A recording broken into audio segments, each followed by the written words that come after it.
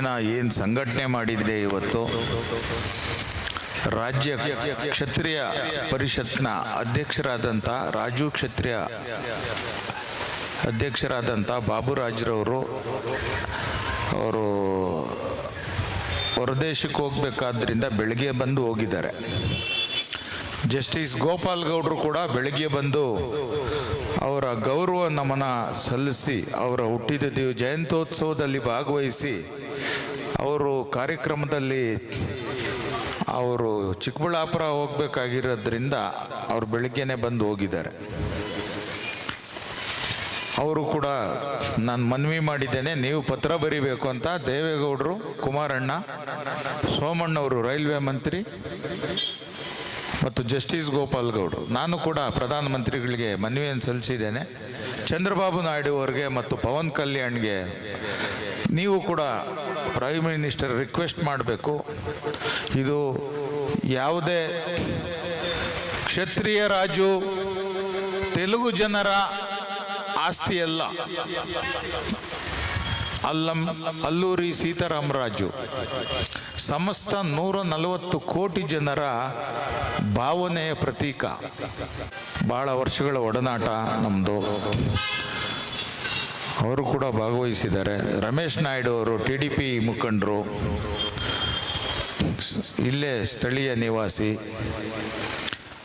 ರವಿಯವರು ನಾವೇನು ವಿಶೇಷವಾಗಿ ಹೇಳಂಗಿಲ್ಲ. ರವಿ ನಾವೆಲ್ಲ ಬಾಲ್ಯದ ಗೆಳೆಯ ನನಗೆ. ಲೊಟ್ಟೆಗೊಲ್ಲಳ್ಳಿಯ ಅವ್ರ ಕುಟುಂಬ ದೊಡ್ಡದು. ಅವ್ರ ತಂದೆ ಲಕ್ಷ್ಮಯ್ಯನವರು ನನಗೆ ಒಂದು ಸಹೋದರ ಇದ್ದ ಹಾಗೆ ರವಿ. ಮತ್ತು ನನ್ನ ಶ್ರೀಮತಿ ಕವಿತಾ. ಈ ಇವತ್ತು ಈ ಕಾರ್ಯಕ್ರಮ ಆಗಬೇಕು ಬೆಂಗಳೂರಲ್ಲಿ ಅಂದರೆ, ಸೀತಾರಾಮರಾಜು ಮಾಡಬೇಕು ಅಂದರೆ ಅದಕ್ಕೆ ಪ್ರೇರಣೆ ಎಲ್ಲವೂ ಕೂಡ ವಿಜಯ್ ಕುಮಾರ್ ರಾಜು ಭಾಳ ಶ್ರಮ ವಹಿಸಿ ಈ ಕಾರ್ಯಕ್ರಮನ ಆಯೋಜಿಸಿದ್ದಾರೆ. ಪ್ರತಿಯೊಬ್ಬರು ಸಹಕರಿಸಿದ್ದಾರೆ. ಮಾರ್ಕಂಡೇಯ ರಾಜು ಅವರು, ಇಲ್ಲಿ ಭಾಗವಹಿಸಿರ್ತಕ್ಕಂಥ ಎಲ್ಲ ರಾಜು ಕ್ಷತ್ರಿಯ ಸೇನೆಯ ಸದಸ್ಯರು, ಕಾರ್ಯಕಾರಿ ಸಮಿತಿ ಸದಸ್ಯರು, ಪದಾಧಿಕಾರಿಗಳು, ಸ್ಥಳೀಯ ನಿವಾಸಿಗಳು, ಹಿರಿಯರೇ, ತಾಯಂದ್ರೆ, ನನ್ನ ಆತ್ಮೀಯ ಹುಕುಮತರು. ಅಲ್ಲೂರಿ ಸೀತಾರಾಮರಾಜು ಬಗ್ಗೆ 1897 ಜುಲೈ 4ನೇ ತಾರೀಕು ಈ ದಿವಸ ಜನಿಸ್ತಾರೆ. ಆಂಧ್ರದಲ್ಲಿ ಪಾದ್ರಂಗಿ ಅನ್ನೋ ಗ್ರಾಮ, ಒಂದು ಕುಗ್ರಾಮ. ಬಾಲ್ಯದಲ್ಲಿ ತಂದೆಯನ್ನು ಕಳ್ಕೊಂಡು 26 ವರ್ಷ 10 ತಿಂಗಳ ಕಾಲ ಬದುಕಿರ್ತಾರೆ ತನ್ನ ಜೀವಿತಾವಧಿಯಲ್ಲಿ. ಇತಿಹಾಸದ ಪುಟಗಳಲ್ಲಿ ಇಂಥ ಹೋರಾಟಗಾರರು ಇನ್ನೇನಾದರೂ ಮೇ 7ನೇ ತಾರೀಕು 1924 1924ನೇ ಇಸ್ವಿಯಲ್ಲಿ ಅವರು ಅಮರರಾಗ್ತಾರೆ, ಹುತಾತ್ಮರಾಗ್ತಾರೆ. ಬ್ರಿಟಿಷರ ಒಂದು ಮರಕ್ಕೆ ಕಟ್ಟಾಕಿ ಅವ್ರನ್ನ ಗುಂಡಕ್ಕಿ ಕೊಲ್ತಾರೆ. ಆದರೆ ಅವ್ರು ಮಾಡ್ಕೊಂಬಂದಿದ್ದು ಆದಿವಾಸಿಗಳ, ಬುಡಕಟ್ಟು ಜನರ, ಏನು ನಾವು ಟ್ರೈಬಲ್ಸ್ ಅಂತ ಕರಿತೀವಿ, ಆ ಜನರಿಗಾಗಿ ಅವರ ಬದುಕು ಇರೋದೇ ಕೋಟೆ ಕಾಡಲ್ಲಿ. ಮದ್ರಾಸ್ ಪ್ರಾಂತ್ಯದಲ್ಲಿ ಅವತ್ತೊಂದು ದಿವಸ 1922ರಲ್ಲಿ ಬ್ರಿಟಿಷ್ ರಾಜ್ ಏನು ಅಧಿಕಾರದಲ್ಲಿತ್ತು, ಅಮೇರಿಕನ್ ಕೂಡ 170 ವರ್ಷಗಳ ಕಾಲ ಆಳಿದ್ದಾರೆ. ಅವರು ಲೂಟಿ ಮಾಡಿದ್ದಾರೆ. ಭಾರತನ ಯಾವ ರೀತಿ ಲೂಟಿ ಮಾಡಿದ್ರು 200 ವರ್ಷಗಳ ಕಾಲ. ಅಮೇರಿಕ ದೇಶವನ್ನು ಕೂಡ 170 ವರ್ಷಗಳ ಕಾಲ ಲೂಟಿ ಮಾಡಿದ್ದಾರೆ. ಅಮೇರಿಕ 13 ಪ್ರಾಂತ್ಯಗಳನ್ನು ಒಳಗೊಂಡ ಒಂದು ಸಣ್ಣ ಪುಟ್ಟ ದೇಶ ಆಗಿತ್ತದು. ಸ್ಪೇನ್ನಿಂದ, ಫ್ರಾನ್ಸಿಂದ ಖರೀದಿಸ್ತಾರೆ ಅವರು ಭೂಮಿಯನ್ನ. ತನ್ನ ಭೌಗೋಳಿಕ ಜಿಯೋಗ್ರಫಿಕಲಿ ಹೆಚ್ಚು ಮಾಡ್ಕೊಳ್ತಾರೆ. ನಾವೇನು ಇವಾಗ ಕನ್ಯಾಕುಮಾರಿಯಿಂದ, ಹಿಮಾಲಯದಿಂದ, ಕಾಶ್ಮೀರಿಂದ ಕನ್ಯಾಕುಮಾರಿಗೆ 1800 ಮೈಲಿ. ಅವ್ರದ್ದು ಒಟ್ಟಾರೆ ಭೌಗೋಳಿಕವಾಗಿ ಇವತ್ತಿರ್ತಕ್ಕಂಥದ್ದು America almost 10 lakh square mile, 50 ರಾಜ್ಯಗಳಿದೆ. ನ್ಯೂಯಾರ್ಕ್ ಈಸ್ಟ್ ಅಲ್ಲಿರ್ತಕ್ಕಂಥ ನ್ಯೂಯಾರ್ಕಿಂದ ವೆಸ್ಟ್ ಇರೋದು ಕ್ಯಾಲಿಫೋರ್ನಿಯಾ, ಮಿಸ್ಸಿಸಿಪಿ ಸರೋವರ,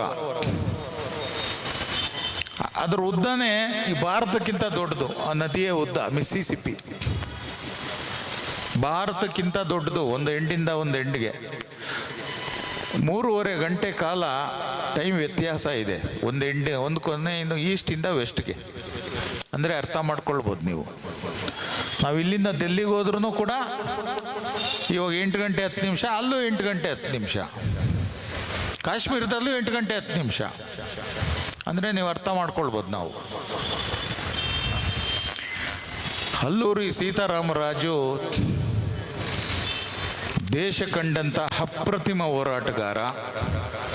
ಬ್ರಿಟಿಷರ ವಿರುದ್ಧ ಪತ್ರವನ್ನು ಬರೆದು ಬಹುಶಃ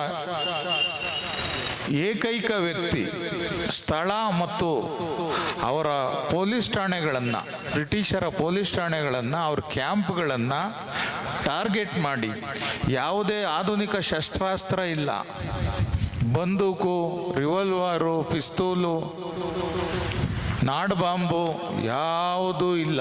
ಅಲ್ಲೂರಿ ಹತ್ರ ಬಿಲ್ಲು ಮತ್ತು ಬಾಣ ಅವರ ಎರಡೇ. ಬುಡಕಟ್ಟು ಜನರಿಗೆ ಅದವರು ಕೊಟ್ಟಿರ್ತಕ್ಕಂಥ ತರಬೇತಿ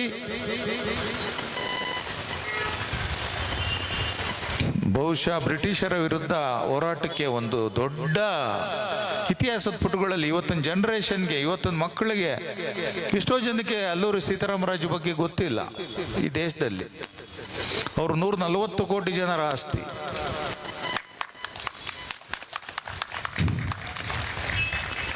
ಬಹುಶಃ ಪ್ರಧಾನಮಂತ್ರಿಗಳು ಆ ಭಗವಂತ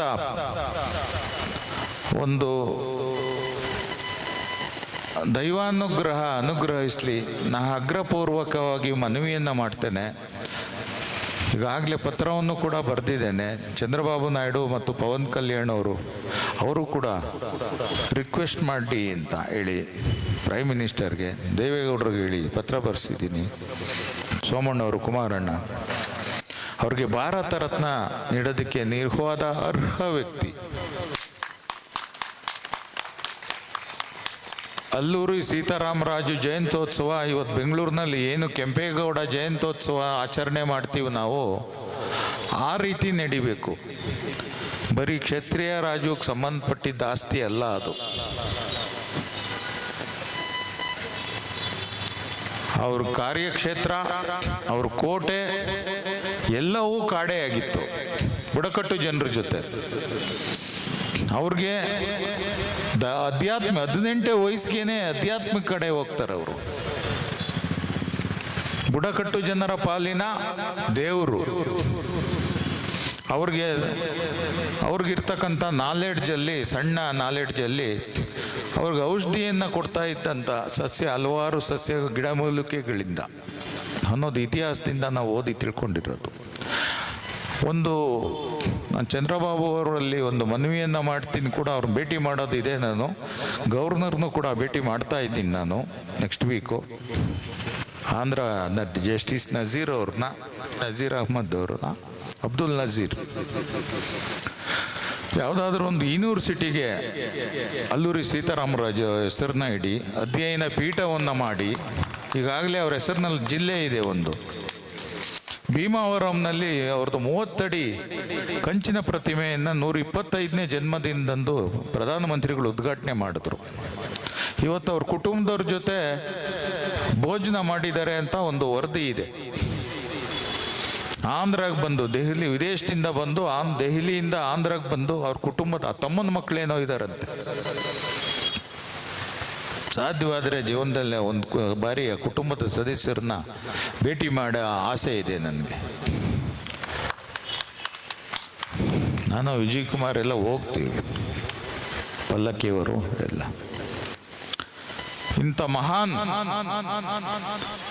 ಹೋರಾಟಗಾರ ಇನ್ನೇನಾದರೂ ಪಲ್ಲಕ್ಕಿಯವರೇ 2 ದಶಕಗಳ ಕಾಲ, ಇನ್ನೊಂದು 10-20 ವರ್ಷ ಬದುಕಿದ್ರೆ 26 ವರ್ಷ ಸಾಯೋ ವಯಸ್ಸಲ್ಲ, ತನ್ನ ಹಿಂಬಾಲಕರನ್ನ ಆದಿವಾಸಿಗಳನ್ನ ಬ್ರಿಟಿಷರ ಏನು ಹತ್ಯೆ ಮಾಡ್ತಾ ಇದ್ರು ಅದನ್ನ ಕಣ್ಣಲ್ಲಿ ನೋಡೋಕ್ಕಾಗದೆ ಇವರೇ ಬ್ರಿಟಿಷರ ಮುಂದೆ ಹೋಗ್ತಾರೆ. ಆವಾಗ ಅವ್ರನ್ನ ಮರಕ್ಕೆ ಕಟ್ಟಾಕಿ ಗುಂಡಿಕ್ಕಿ ಅವ್ರನ್ನ ಸಾಯಿಸ್ತಾರೆ, ಹತ್ಯೆ ಮಾಡ್ತಾರೆ ಅವ್ರನ್ನ. ಆದ್ದರಿಂದ ಈ ಆದರ್ಶ ಪುರುಷನ ನೆನಪು ಪಠ್ಯಕ್ರಮದಲ್ಲಿ ಅಳವಡಿಸಬೇಕು ಅಂತೇಳಿ ಈ ದೇಶದ ಶಿಕ್ಷಣ ನೀತಿ ಏನಿದೆ, ನ್ಯಾಷನಲ್ ಎಜುಕೇಷನ್ ಪಾಲಿಸಿ, ರಾಜ್ಯದ ಎಜುಕೇಷನ್ ಪಾಲಿಸಿಗಳೇನಿದೆ, ಆಂಧ್ರ ಇರ್ಬೋದು, ತೆಲಂಗಾಣ, ಕರ್ನಾಟಕ, ಇಂಥ ಮಹಾನ್ ಮೋಸ್ಟ್ಲಿ ಮಹಾತ್ಮ ಗಾಂಧೀಜಿಯವರಿಗೆ ಸರಿ ಸಮಾನರಾಗ್ತಾ ಇದ್ರೇನೋ ಅನ್ಸುತ್ತೆ. ಇನ್ನೊಂದು 2 ದಶಕ ಇವರು ಜೀವಿತ ಇದ್ದಿದ್ರೆ, ಬದುಕಿದ್ರೆ. ನನಗನ್ಸಿದ್ದು ಅವ್ರ ಹೋರಾಟದ ಹಿನ್ನೆಲೆ, ಆ ಒಂದು ಬ್ರಿಟಿಷರ ವಿರುದ್ಧ ಆತನ ಕೆಚ್ಚು ಕಾಣುತ್ತೆ. ಈ ಬೆಂಗಳೂರು ನಾರ್ತಲ್ಲಿ, ಅದರಲ್ಲೂ ಟಾಟಾ ನಗರದಲ್ಲಿ, ಕೊಡಗೇಹಳ್ಳಿ ಪುತ್ತೂರದಲ್ಲಿ, ನಮ್ಮ ಬಾಲಾಜಿ ಬಡಾವಣೆ, ಮುನೇಶ್ವರ ಬಡಾವಣೆ, ಮಾರುತಿ ನಗರ, ಇಲ್ಲೆಲ್ಲ ಈ ಭಾಗದಲ್ಲಿ ಸೇರಿ ಇವತ್ತೊಂದು ಅವ್ರದ್ದು ಜಯಂತ್ಯೋತ್ಸವ ಆಚರಣೆ ಮಾಡಿರ್ತಕ್ಕಂಥದ್ದು ನಿಜಕ್ಕೂ ಒಂದು ಸ್ಮರಣೀಯ, ಒಂದು ಆದರ್ಶ ಕಾರ್ಯಕ್ರಮ. ಇವತ್ತು ಜಗತ್ತನ್ನೇ ಪ್ರಜ್ವಲಿಸಿ ಜಗತ್ತೇ ತನ್ನ ಕಡೆಗೆ ಸೆಳೆದಂತಹ ಮಹಾನ್ ಪುರುಷ ಸ್ವಾಮಿ ವಿವೇಕಾನಂದರು ಅಮರರಾಗಿ ಜುಲೈ 4, 1902 ಅವರ ಸ್ಮರಣಾರ್ಥ 1 ನಿಮಿಷ ತಾವೆಲ್ಲ ಎದ್ದು ನಿಂತು ಮೌನವನ್ನು ಆಚರಣೆ ಮಾಡೋಣ ಅಂತೇಳಿ ನಿಮ್ಮಲ್ಲಿ ಮನವಿ ಮಾಡ್ತೇನೆ.